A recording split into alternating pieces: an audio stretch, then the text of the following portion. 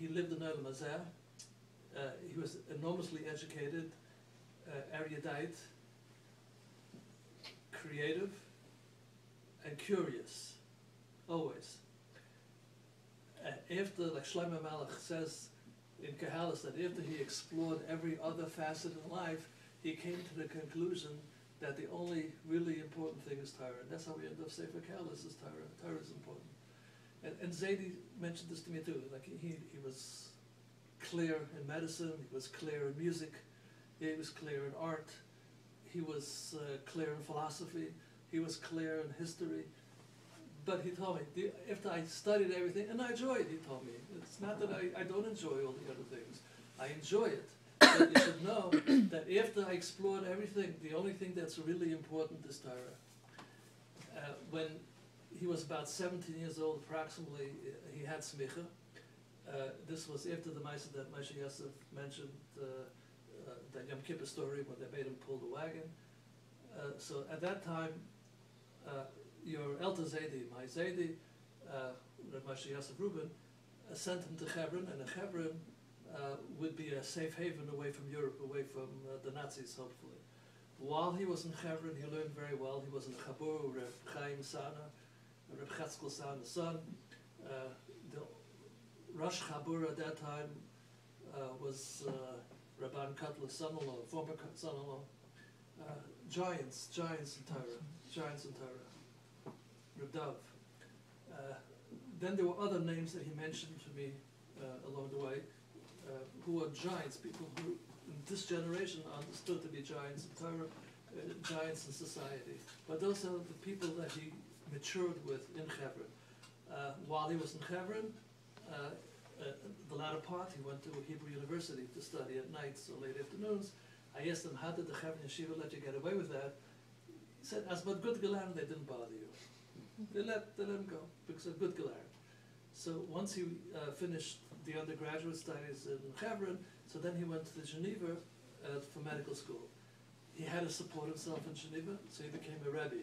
So there's a number of families who he taught their children, particularly the Stern family. I know there was a fellow in this neighborhood, Freddie Stern, and there's London. So they stand up for him. Well, Freddie's not here anymore, but whenever he did meet Zaidi, he stood up. This is my Rebbe. I have to stand up for my Rebbe. He taught them in Geneva as a support for himself while he was learning. While he was studying medicine, so he learned Torah with them. He refused to be nana from another person. He was soina matanis. And he mentioned to me a number of times that they invited him in Geneva to eat at various times for various families, for Yom Tov, Shabbat. He refused. He ate by himself in his room. He didn't want to have matanis from anybody. He wanted to be very independent. Once he said he was makabel, that he did eat by somebody's house, and he regretted it after that. Went through a whole story that he wasn't happy with it, but he had to go for whatever reason. But he, at that point, decided that he's going to have a certain style in life, and he kept to it.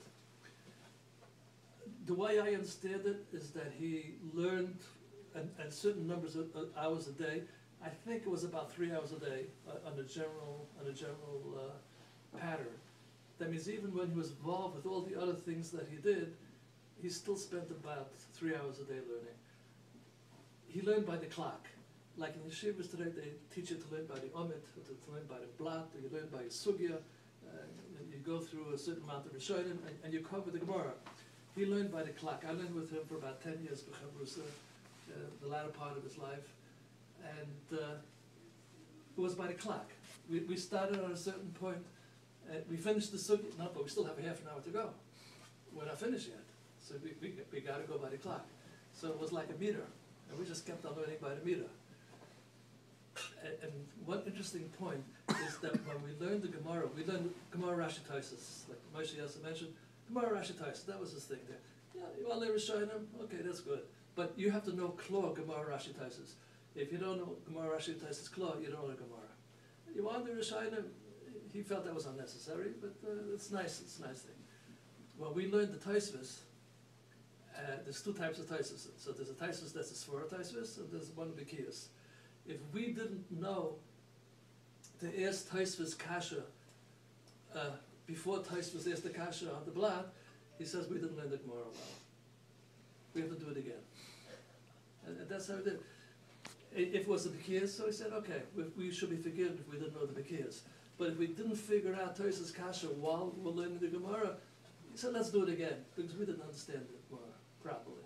And that's the way he was, Ish Emes, he was very honest with himself. And in learning old times, you find many times people just say something just to get you out of the way or just to prove a point. He was extremely honest in his approach. If he knew it, he told you what he thought. If what you said was probably more emes than what he thought was the svara, he would agree with you. He said, that's it, you got the right svara. Because in our world today, people funfa and they try to fake it out and say, I'm always right. But Zayd was a very, very honest person in his approach to life, very honest in what he said to everybody, and I'm sure everybody experienced it at different times. He said what was in his mind, and he didn't sugarcoat it, because that he felt to be honest and to be truthful. That was a goal. And the learning too, it wasn't a matter of me matching wits with you to see who could come out ahead. It was a matter of just understanding it as thoroughly as we could possibly understand it, and to be honest with ourselves that yes, we did understand it, or perhaps we didn't understand it well enough, so let's go over it again. I could tell you the Dvar Torah too, but time is getting late, but I just want to finish with this image of Zaidi. That Zaidi was a very unique person, and we should go through life understanding that we had a treasure, and we were zeicher to experience this treasure for various lengths of time. It would be a good idea for each of us, as we do our mitzvahs on a daily routine, to take out a few seconds and say, this is for Zaidi, and this is for Daddy. Take an extra 2-3 minutes of learning. Perhaps might even be a good idea, one Mishnah a day. You have a certain Seder limited every single day.